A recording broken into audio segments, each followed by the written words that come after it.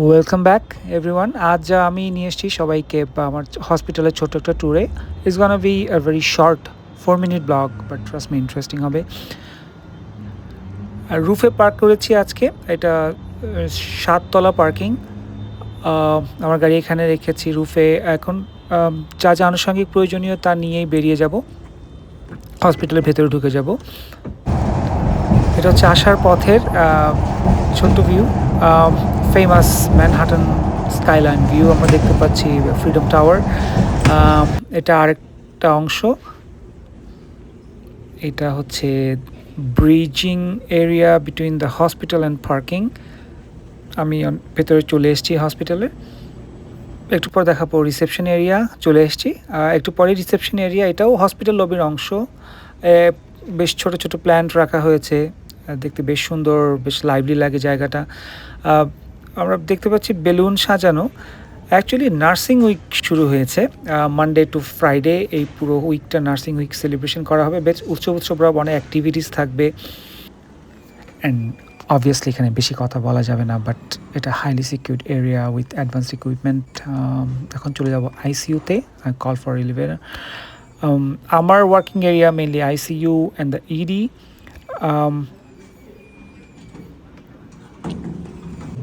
চলে এসছে এলিভেটর, উপরে উঠে যাচ্ছি 5th ফ্লোরে। চলে এসেছি 5th ফ্লোরে। এখন আমি আমার আইডি ট্যাপ করেই ভেতরে ঢুকে যাব আইসিইউ এরিয়াতে।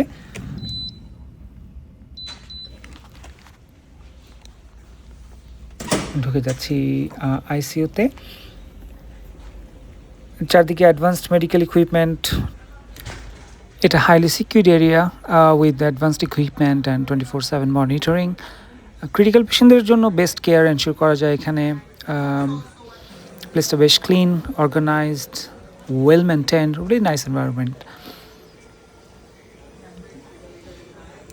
আমার রুম।